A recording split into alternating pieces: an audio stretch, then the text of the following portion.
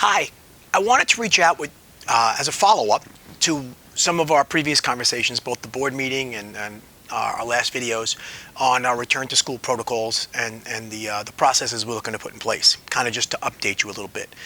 We'll do a couple more of these too. I'll update via phone on Sunday one more time, and we're going to add another question and answer Monday night and kind of delay till midnight Monday night or even early Tuesday morning when we'd need your declinations on whether you're going to go remote or hybrid.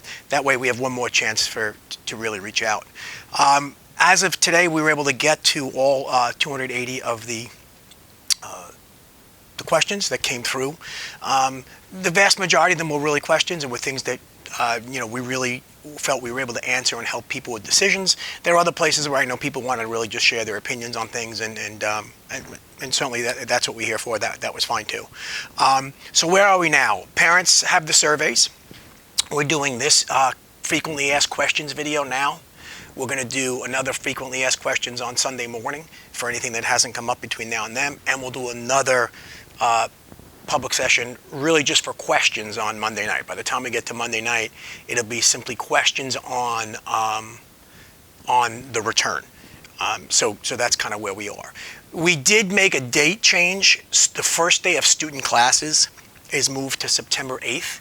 So the first day of classes is moved to September 8th, and we're going to use that week, that last week in August, first week in September, that combined week there for all kinds of staff development, everything from contact tracing to remote instruction. So we really want to build upon that. Remember that when you make your choices on Tuesday, like early Tuesday morning, Monday night, whenever you make your choice, we had some of them already, relative to both remote or hybrid instruction and the bus, we asked you to make those for 10-week periods just so we can hire the right amount of bus contracts from our outside contracts, ensure we have the right amount of drivers, and ensure we have the right amount of teachers to do things the right way by you. So we're trying to give this as much lead time as we can, so when we get that data, it's quality data and we can do a good job for you. We just posted, or about to post in the next hour or so, three additional things that the state wants that we're ready to go on. One is a kind of a plain language summary of our hybrid and remote models, which we have ready to go. Then they want a contact tracing protocols. Even though the Board of Health contacts trace, we as a district, and districts have decided that we have to do that as well, because ultimately, a lot of that responsibility is going to be on us when the year begins. And we don't want to say, well, we're waiting on hold for anybody. We want to be able to survive internally with partnership with the Board of Health. So we put a contact tracing plan up and a testing plan. Essentially, obviously, we can't give tests, but our testing plan would be to work with Huntington Hospital, who has had the quickest turnaround lately. We've been getting them back very quickly from them, and they've been real helpful. So in terms of contact tracing, we talked about this last time, but I know that one of the frequently asked questions is, what do I mean by that? When a student or staff member tests positive, again, either through their own doctor or that we saw them with symptoms and asked them to go to Huntington Hospital, any of those cases, when a person tests positive, we're going to backtrace. Again, internally and with the Board of Health, we're going to backtrace, and everyone that person's come in contact with, classroom, bus, and whatnot, we'll quarantine for 14 days. And of course, they'll go on remote instruction during that period. We're not pushing them to the side. But by doing that, and that's one of the reasons we're wearing the masks and doing the face, the shields, which I'm going to show in a minute, because if we can do that, it limits the amount of people that we have to contact trace down in that tree and shut operations down. So that's our contact tracing plan.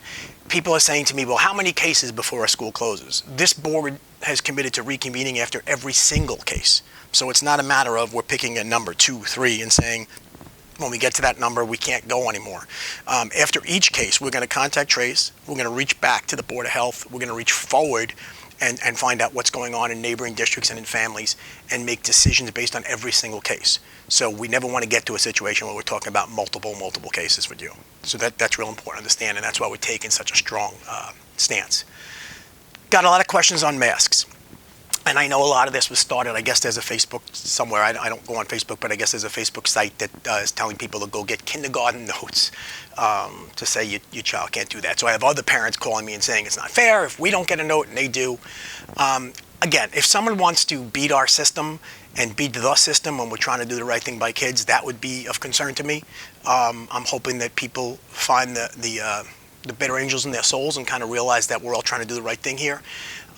We are working with our school doctor and our school attorneys to make sure that anytime someone wants to bring us one of those notes, it's confirmed from doctor to doctor with licenses on the line saying that this person cannot wear a mask.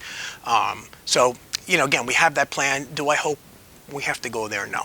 But I understand that a lot of you got some angst from some things you're reading out there, and I wish you weren't going through that, but we can't control what people write on the various sites. But I will tell you that we'll try to handle it with grace and dignity as we come through and try to do the right thing by everyone.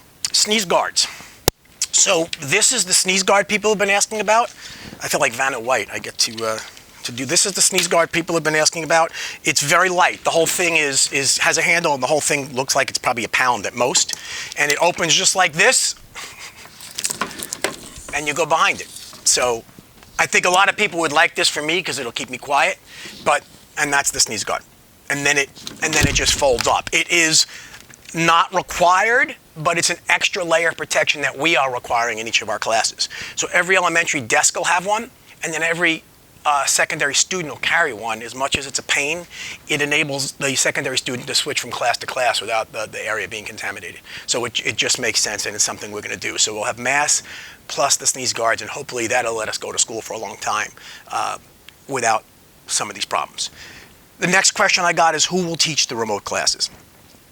Again, what we have to find out is how many people are opting for remote classes. We're trying to be really, really flexible. I mean, usually by now we know who's teaching everything, right? So you can imagine there's a lot of anxiety, especially with the administrators as the schedules aren't out, and with teachers, because we're trying to give people as much time. For every 20 some odd students we get in a grade level at a building or in a particular subject area, there'll be a remote teacher volunteer solicited, and we'll have them. So in other words, if 24 first graders decide in Oakwood that they want remote instruction, we'll get a first grade teacher volunteer to work with those 23, 22, whatever the amount of students are. Obviously, if there's 44, we'd have 2 classes of 22. So we're going to try to keep class sizes where they typically are. We're not trying to blossom those classes any further. If we have a 16 or a 15 or a 14, we'd have to go with that too, because we're not going to tell those 14 students you have to go back to school because the class counts don't work. So we're really trying to be flexible there. So that's how the remote teachers are being assigned. When you do, for people who are asking, can I go back after 10 weeks? Yes, you can. If you want to go back to the hybrid after 10 weeks, the only thing you have to understand is all 22 or 18 or 19 of your class may not want to go. So we might have to find a place for you in a class that does have room, because we're not going to convert a whole class based on 2 or 3 people wanting to go, or a teacher who's working with other students. It could be that happens, right? I hope things are great and it happens in large scale numbers. So that's our plan there. So again, yes, we'll work with you on the flexibility. Yes, we'll make transitions as seamless as we can. But you got to understand you're in a class with a lot of people with a lot of different needs, and we're trying to be as patient with all of them as we can.